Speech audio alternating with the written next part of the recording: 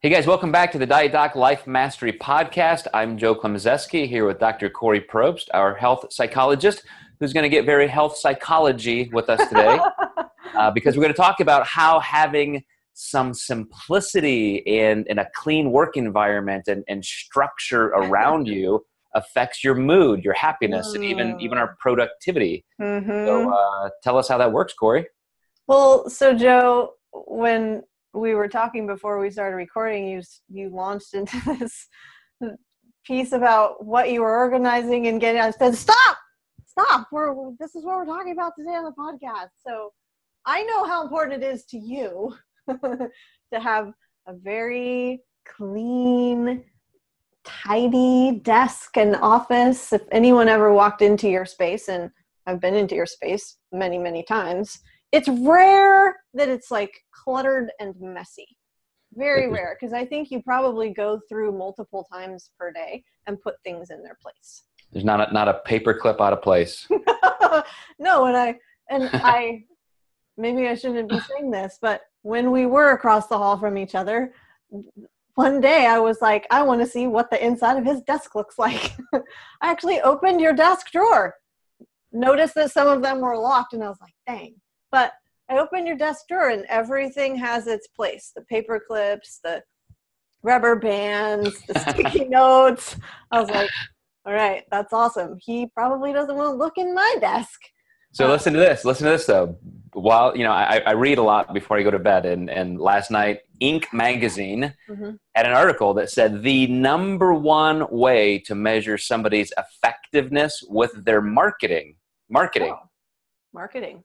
is how organized they are, how organized the marketing is. So even in terms of, think of this, having a spreadsheet, of course, or a flow chart, or this. Our friend Chris Borghese, who's helped us with some marketing things, the first thing he did was create all these flow charts, and here's what's going to happen, and we're going to do this, and then this, and then this. And you cannot be organized like that if you don't have those skill sets honed. If that's not important to you, I understand having a more type B laid back lifestyle is great for some things, but for productivity and mood, I got to be organized. Well, and I think there are different contexts in which a more type B attitude is okay for me. And then in others, I'm like, I need to have things in their place. Spreadsheets for certain things, like getting my clients going. This needs to be done, and then this needs to be done, and then this needs to be done. It's like a flow sheet process to go through. But so all of this is swirling around, I think, everywhere, because there's this Marie Kondo show on Netflix that you and I have talked about called Tidying Up. I've only watched a few episodes of that, and I honestly, I have a hard time watching it. I get the premise. She operates from this place of, if it doesn't bring you joy, get rid of it. And then there's Gretchen Rubin, who she's had like 3 best-selling books, and her latest one is called Outer Order, Inner Calm. And she's been on a bunch of podcasts lately promoting that book and what she learned researching for it. She's kind of a happiness expert in health, and she was on the Ben Greenfield podcast and on the 10% Happier with Dan Harris podcast. And so I'm hearing about all of this stuff, and it's all over in entrepreneurship type magazines too, like you said, in Inc. and Entrepreneur. And I just got back from 3-day little cycling camp with my coach and his wife. And they have this rule that they live by. And it's 1 is none and 2 is 1. So the idea behind that is you pretty much need more than one of everything. And in some regards, I can see how that really works well. When I'm in my kitchen and I open the door and I see we have 3 can openers, I'm like, why? They're taking up space. I don't need that. So in their environment too, and like they have this, I guess it's a lazy Susan, is that thing that is in the middle of the table or the kitchen island, and like all of the nut butters are there, and all of the rice cakes are there, and a whole bunch of different seasonings and things. And I like to have all my food put away in the cupboards. And if I reach into a cupboard at someone's house and I'm like, the bag is open, I'm just thinking, oh, great. So now you're going to eat it and it's going to be stale, and that's disappointing. So it's got to be like neatly closed, no air. Someone, I can't remember who said this to me earlier on in my life. They said air is the enemy, which means like vacuum seal your containers and things like that. But so it's little things like that to me that are important in some contexts and not others. My workspace is generally clean, like yours, but I do end up with piles of things. But it's kind of a once a week ritual for me to go through the pile and then organize it or get rid of it. Now, Gretchen Rubin has this kind of, if you can ask yourself this question to help you decide what to keep, what to get rid of, or what to organize, it's, do I need it? Do I use it? Do I love it?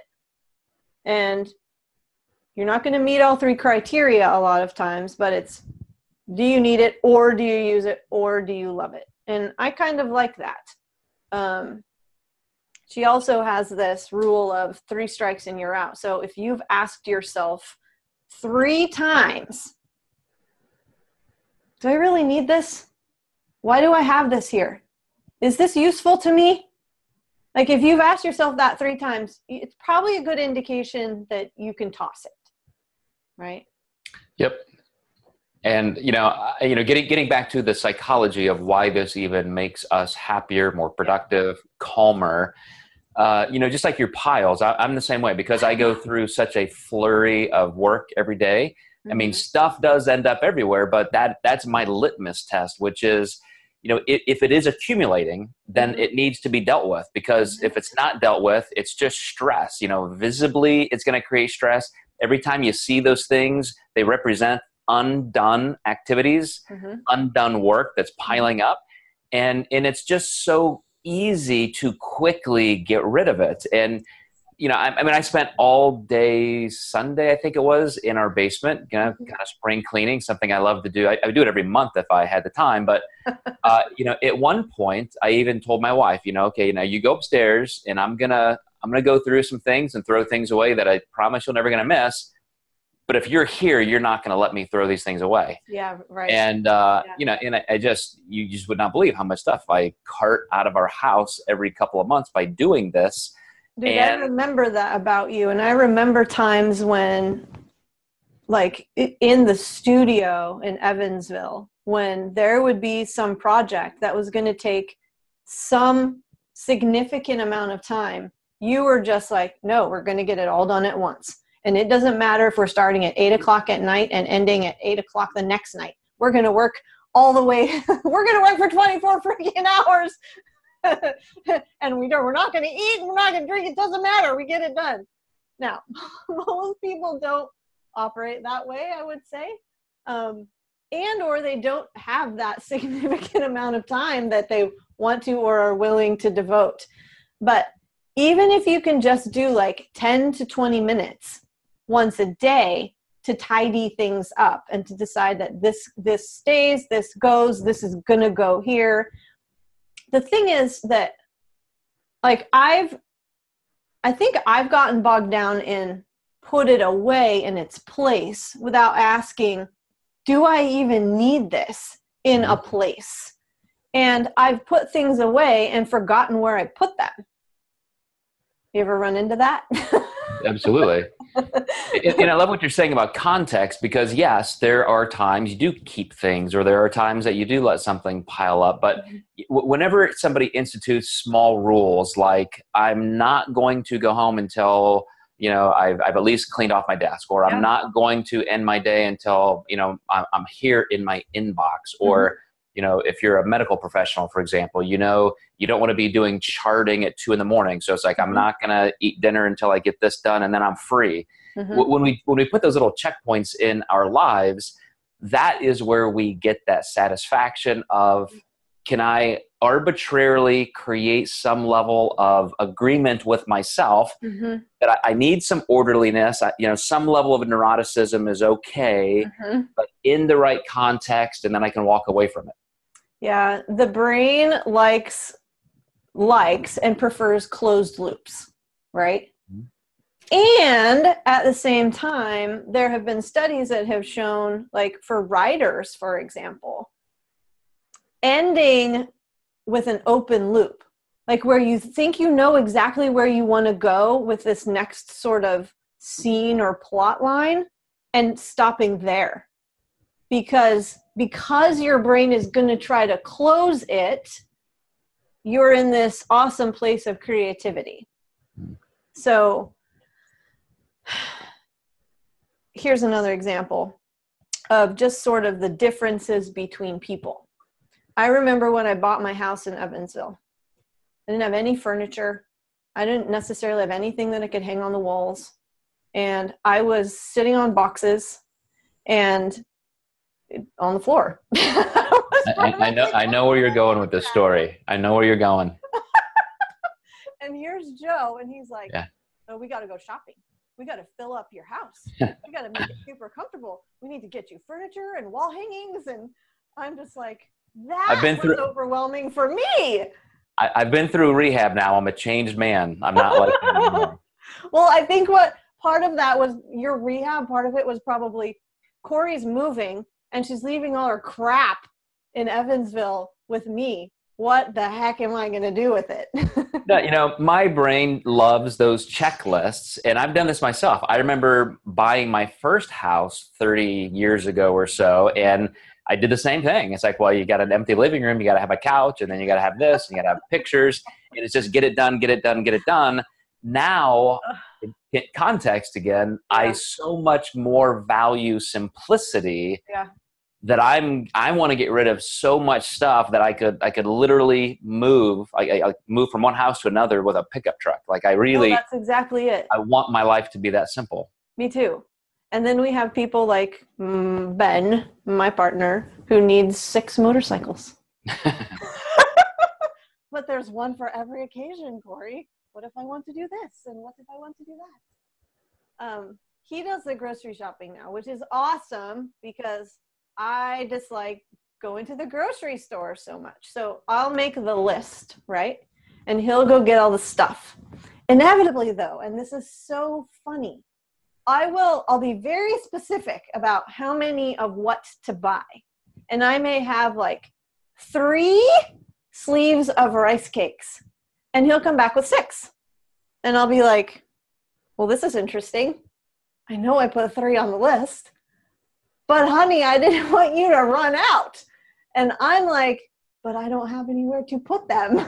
That's the part of my life I'm trying to change, because I'm totally the same way. Like, talk about organization. You can go into my bathroom vanity and you will see the deodorant and the toothpaste is in its place, but there are like 4 to 6 of them in a row because, I don't know. It's not like I'm expecting an apocalypse, but you just, you don't want to run out. That's a brain issue. It is. No, it's so funny to me.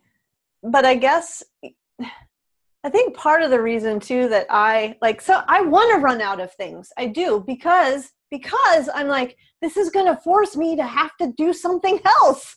It's going to force me to have to eat something else or be creative and make some sort of a weird goulash instead of doing what I usually do.